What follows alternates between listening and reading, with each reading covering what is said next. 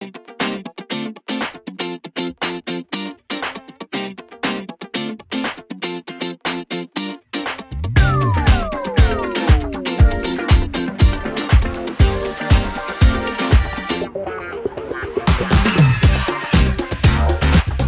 morning and welcome to Masterclass Cook Along. I'm Peter Sidwell, and today I've got a couple of beautiful recipes that are perfect for this weekend. Now, I thought I'd show you how to make, traditionally they call it a paella, but I'm going to call it a paella. It's inspired by a paella because I'm doing the worst thing in the world and adding chorizo. So for any of the Spanish out there, I'm very sorry, but it tastes really good.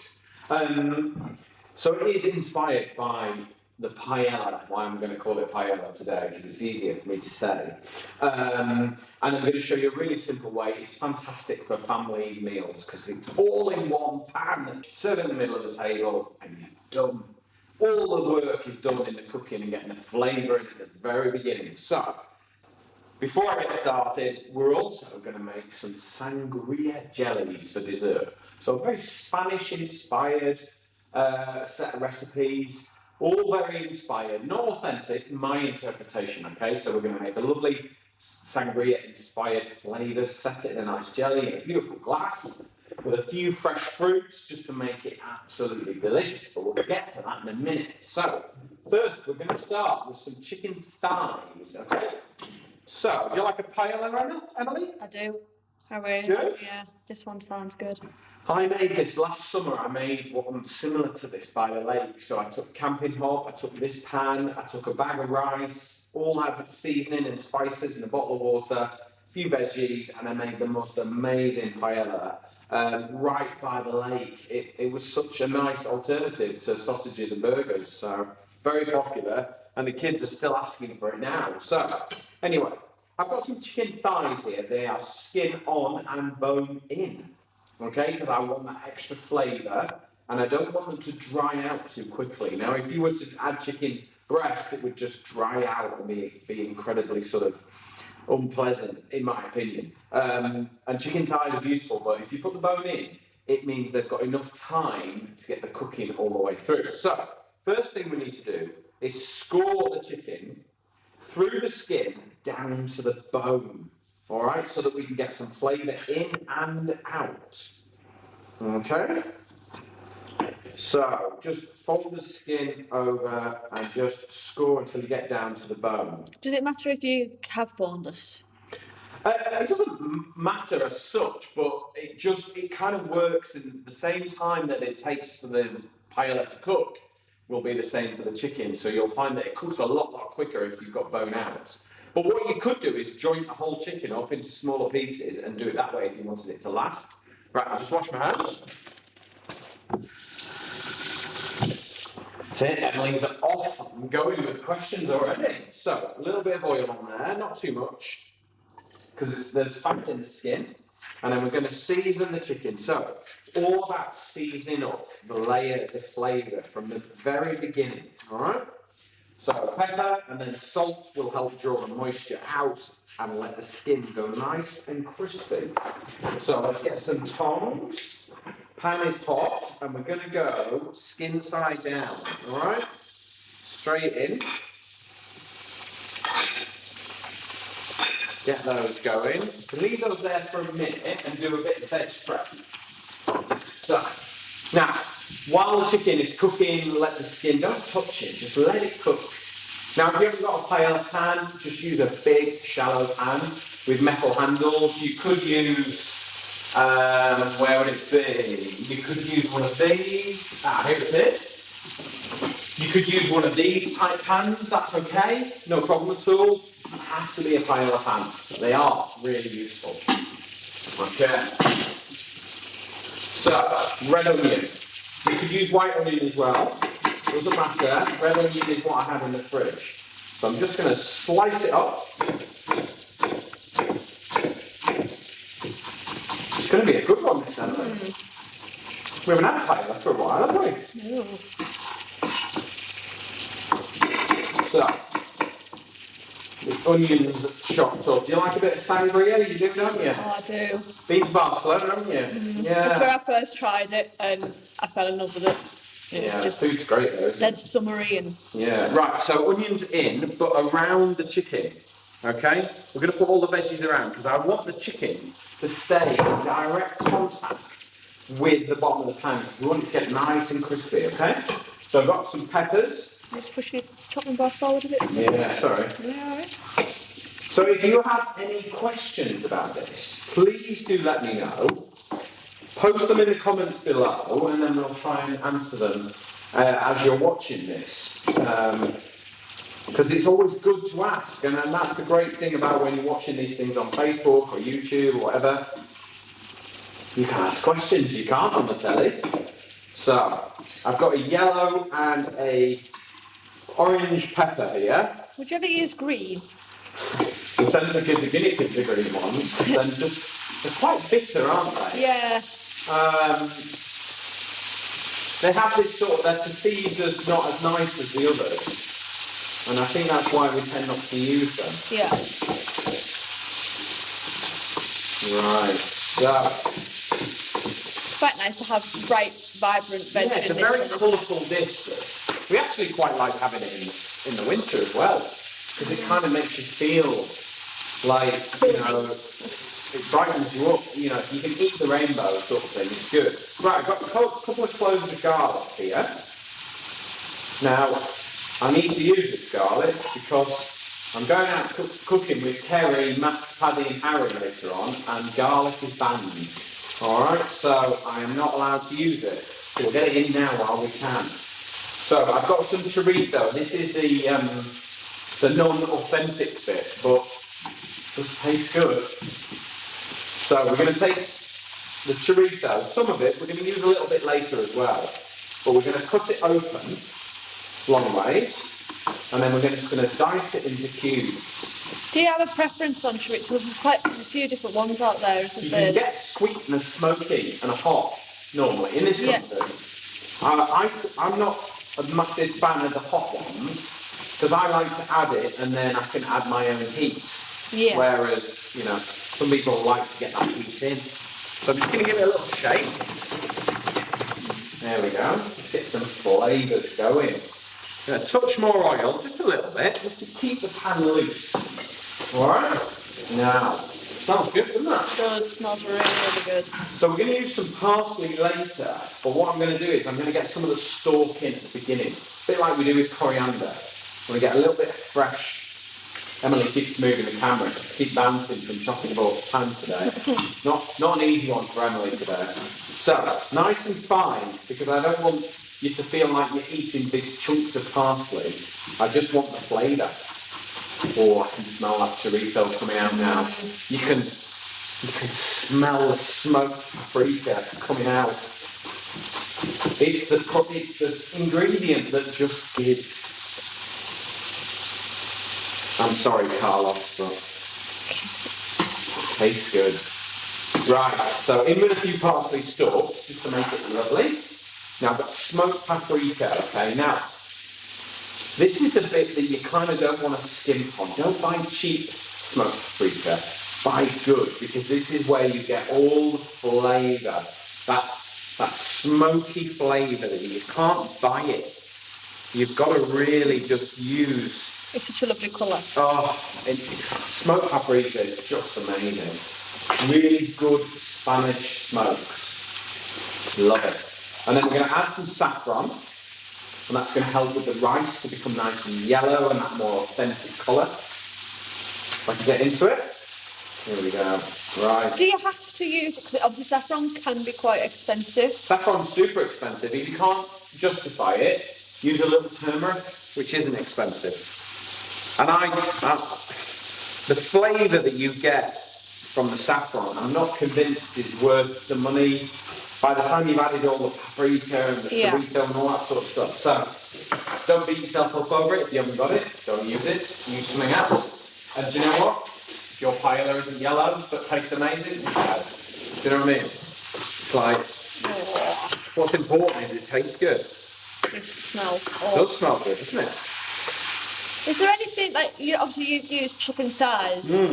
Is there anything else that? Traditionally, they would use rabbit. All right. And then obviously you get seafood paellas, which is delicious, really, really nice. So let's turn this over. I'm just going to put the fan on just a little bit. Where's the tongs? There's the tongs. We're getting quite close to needing to add liquid. So if we can you see this, Emily? Are you in on the pan? Yeah. Right. We haven't turned or moved the chicken particularly. So if we just do that now, we'll start to see we're getting some nice crispy skin. That one not so much. That one's getting there. Get them in the middle of the pan. I'm using induction, you see, so the element's a little bit smaller, but that's okay. But we're getting some good crispiness there, that's good, I like that. Okay, right. So I've got my chicken stock. What else do we need to add? Chicken stock, not a lot else to be honest. Just pop that there for a minute. Oh, maybe rice, that might be a good idea. I nearly said that, yeah. Okay, so on the recipe that we've given you, and you can get that at cookservandenjoy.com, it'll bit paprika there. It'll tell you the weights for the rice, but I'm going to wing it because I'm on camera. I generally work one hand and one for the pan. So if there's 4 of us, we do 4 hands and 1 for the pan, so 5 in total. It's up to you, depends on your appetite. We quite like leftovers in our house, so in we go. Where would you like me to add this, Emily? There, just where you're at. There we go, there's 1. There's 2. There's 3. 4. 1 for the pan. There we go. Rice and pasta are always the ones that... I still don't get pasta right. And I've been cooking 25 years, so don't beat yourself up over it. Can you use long grain rice if you don't? You can use other rices, but unfortunately you don't get the same... What's going to happen in the oven, it's going to bake, and you get this like nice crusty top. Again, don't not cook it because you haven't got the short grain rice. You can buy paella rice. You could use risotto rice if you can't get hold of paella rice. It's a short grain rice, it's quite starchy. You could use pudding rice. I mean, you can use normal rice if you want to. Oh, that is... You don't have to. Okay? That is smelling good. Smells good, doesn't it? Right. So now that the chicken, what's important is to get the chicken now to the bottom of the pan. All right? You see how I'm doing that? Yeah. So just grab it with a pair of tongs and turn, and then it gets flush with the pan. Alright? And now all the rice and the vegetables will just kind of sit around it. And then we add our chicken stock. Now I'm adding chicken stock because we've got chicken in it. If you don't want to add chicken stock, you want to add a different one. That's vegetables fine. You're making a seafood paella. I would go vegetable stock rather than fish stock because fish stock can be quite strong in flavour. And obviously, if you're making a vegetarian one, you'd use the vegetarian stock. And what I would maybe do is add a few dried mushrooms as well, just to give it really good flavour. Right, let's get this on full wax so you can see what happens. Okay. It's a little bit different to risotto where you add a ladle at a time. You see, when you do a risotto, what you're trying to do is extract the starch to make it creamy. Whereas with this, you're not trying to do this. It goes all in one go. So what you could do is you could get it ready. If you were like having friends round, you could get all this ready and stop. And then whack it in the oven when your friends get here, half an hour later, and it's ready. So it's quite good for getting ready before everything else is needed. It's a good one to get in advance. Or if you're doing a barbecue, you just want to do a couple of things on the barbie, and then maybe a nice big vegetarian paella, you could do that. Okay, so we're going to bring that up to the boil. I'm just going to move it over. Sorry. Noisy boy. Let's just let that come up to the boil while let me just pop that on there. And then, now, I've kind of created this little added extra, alright? Just for you lot. So, get a pan on heat, decent amount of oil, alright? Olive oil, extra virgin I'm using, and it's going to kind of work like a dressing, alright? So you just want to cover the base of the pan. Don't freak out, 'cause there's a lot of oil there. It's going to be alright. So the rest of your chorizo, okay? So we'll cut the top off, and then I'm going to cut down the middle, long ways, and then long ways again, so it's into quarters, okay? And what we're going to do is we're going to fry this chorizo off and extract all that good flavour into the oil, alright? And you'll see why in a minute. So this is where we really upset the Spaniards. So I'm sorry. It tastes good.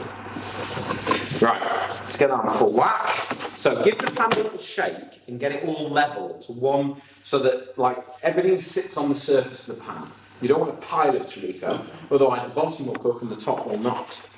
And then I have got a crust, the last crust of bread. Okay? It's pretty dry and gnarly, and you wouldn't want to eat it particularly unless you were doing this. But I'm just going to chop it into little pieces, and you'll see why in a minute.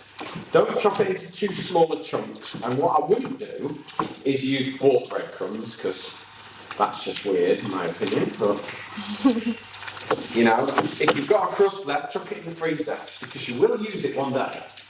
Right, in with our breadcrumbs. And this is where the breadcrumbs are going to start to absorb all the flavour. So, if you remember, the oil that I put in there was this colour, yeah? Wasn't it? Yeah. And then we put the chorizo in. And now, if everything's put to the pan, you can now see the colour of the oil.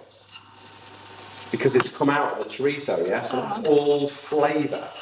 So what we're doing is now creating some chorizo flavoured croutons, if you like. That looks and smells good. And the idea behind this is actually, your paella, which is delicious, is kind of one texture. It's got, well, two. It's got it's a bit crispy on top, soft underneath. Whereas with this, you get these little crispy bites and bursts and crunch. For me, just makes it really interesting. And it kind of freshens it up. It's a bit like the Italians sometimes when they put like dried breadcrumbs on top of pasta. It just gives it a nice, or a few walnuts or things like that. Just gives it a bit of crunch, a bit of texture, makes it interesting. And that's what I'm trying to do with this, but keep the whole flavour profile going. So we'll just cook this off, let it go nice and crispy. When the bread is really nice and crispy, and the chorizo has given out everything it has to give in terms of flavour, that's when you turn it off, leave it to cool down, and we're going to mix it with some fresh flat leaf parsley, and then we will serve the paella up with some fresh lemon, which I think is delicious. When you squeeze a lemon over the paella, it just brings it all to life. It is delicious. So, let's just let those cook. Now, if I bring the paella over, because it's about to go into the oven. So if I just turn that up, Emily, can you see that all right now? 1 second. Let's just bring it right up to the boil. Yeah. And the idea is just to give it a really good boil. Get it going, get it cooking, and then transfer it to the oven. And what will happen is, because we've mixed everything together, you know, all the rice, all the veggies, everything is all mixed nicely. You'll get a really nice, even distribution through the paella. You don't want clumps of vegetables or clumps of just rice. The idea is that you enjoy everything that's in there. Once it's come up to the boil, we're then going to give it 10 minutes and then we'll transfer it to the oven, okay? So this is good now to transfer to the oven. I'm going to open the oven door first, so I'm not wobbling around one-handed. So let's get this into the oven.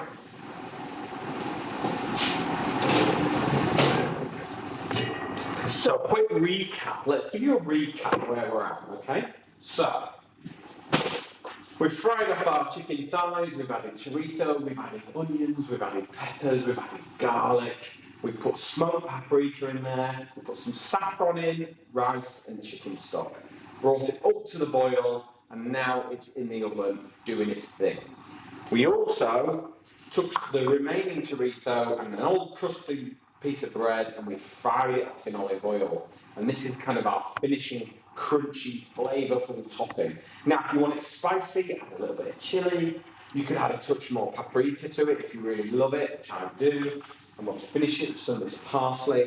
But that's just going to really gently cook away and get nice and crispy and crunchy. Now, if you don't use all the chorizo and breadcrumbs, put it in the fridge, use it for another day, sprinkle it on some pasta. What I'd always do is whack it back in the oven and crisp it all up again, because that's when you really do get the benefit from this. Okay, so paella is in the oven, all right? It's going to be about 20 minutes. You know when it's cooked, when all the liquid has evaporated and the top layer of rice is just starting to go a little bit crispy and gnarly and delicious. And obviously you want to make sure the chicken is fully cooked. So let's turn our attention to dessert. So we're doing sangria jelly, okay? So we've got that whole Barcelona, Spanish-inspired kind of dinner. It'll be really perfect for the weekend, this one. So I've got a bottle of red wine, okay? So that is going to go straight in the pan. So I've done this purposely so that you use a bottle, all right? So you're not messing around with half a bottle left or anything like that. Right, now, lemonade. In the recipe, it says you can use sparkling water and add sugar or use some lemonade, okay? So 300 mils, so it's about a can normally. So I'm just going to add that in, and this will give us a little bit of sweetness, which will be nice. So let's just get that measured out and ready. Don't need to add it yet. And then we have got some cinnamon stick. So I'm just going to go with one. Now, if you love cinnamon, you can add more. And if you want more spice into it, that's okay. Add that in. Sangria is a very sort of vague, you can add what you've got. It's like the fruit. We've got strawberries and raspberries today because it's British summertime. You could add other fruits, and you would find lots of different fruits in lots of different places in Spain. So it's very sort of flexible, I think, is probably the word I'm looking for. Right. I've got some lovely oranges here. I'm just going to squeeze the orange juice straight in. All right? So these juices are brilliant because they just get so much juice out of them. Is there a preferred orange that you would use? Well, the Spanish would say you want to use the Valencia orange, I would have thought, but no. I mean, you don't want to be using Seville oranges because they're just too sour. They're for jam making, But you wouldn't necessarily use a Satsuma. Well, do you know what? If that's what you've got, that's what you use. Okay. It's not going to not work, but you want the amount of juice that's coming out of these. So, and I'm chucking the whole orange in because I'm going to get flavour out of that. While that red wine's warming up, it's going to draw flavour out of the orange. So I'm getting maximum return on my investment of orange. And a little tip for you, once you squeeze your orange, turn it inside out, like that. Can you see that all right, Emily? I can. And then give it another squeeze. Look at all that. More flavour all times. Okay. So let's have a little wipe down there. Now, we're making jelly, so we need this to set. Okay, now the recipe, I've put gelatin, because that will set it. But then I had this genius idea in the supermarket this morning. Why not use jelly that's flavoured of orange? Because it's red wine and orange, isn't it? Yeah. So that would be what the kids call a hack. There you go. Emily told me that. It's a hack. It's not an idea, it's a hack. Okay? So we've got 2 pints of liquid here in total. So we've got 700 mils of wine, full bottle. We've got 300 mils of lemonade, and then we've got a couple of oranges. So that to me is pretty much 2 pints. So what I'm going to do is I'm just going to break the jelly up, and as a kid, I would always eat one piece. Yeah. And it still works. I was just about, yeah. So, let me try that it. type of jelly as a kid. Oh, that takes me right back. Got a bit? Okay. Good catch. Oh, that takes me back. Oh yeah. Doesn't it just, eh? So, just break the jelly up, and the residual heat will make that work. So I'm just going to give it a really good stir and make sure that jelly melts, because that's our setting agent. Before I add I don't want to add the lemonade yet. I want to let this melt, steep, bring all the flavours together. Can you see in there, Emily? I can. Yeah? So because the red wine's just got up to the boil, it means that the jelly's melted really, really quickly, which is good. So that's it. That's melted. Now we add the lemonade and switch the heat off. All right?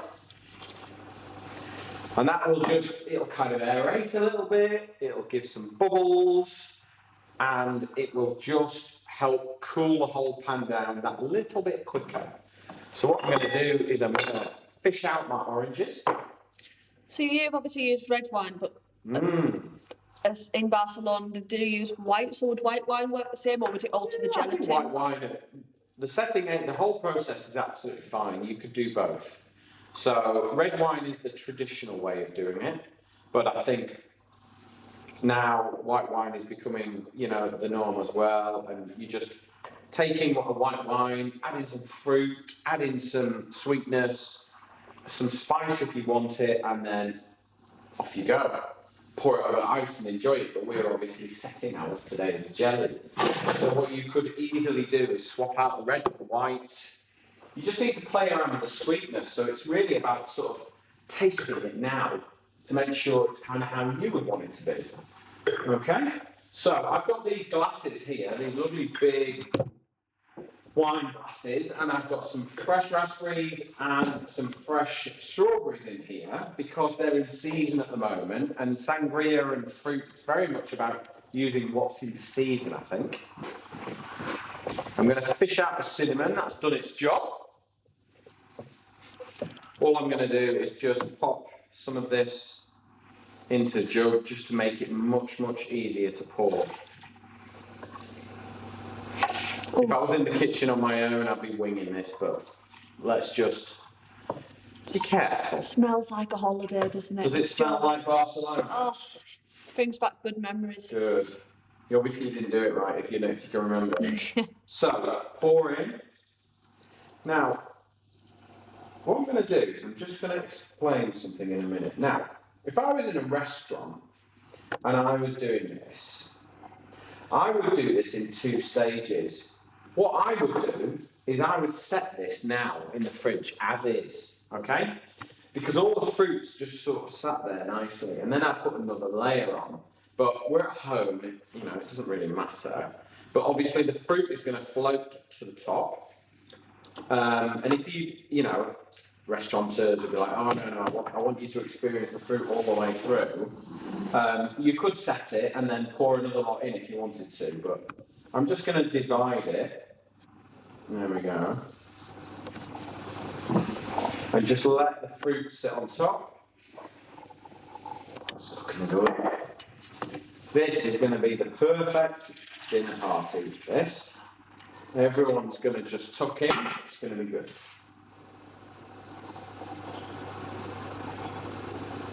Here's Emily's portion. It's a good portion, that.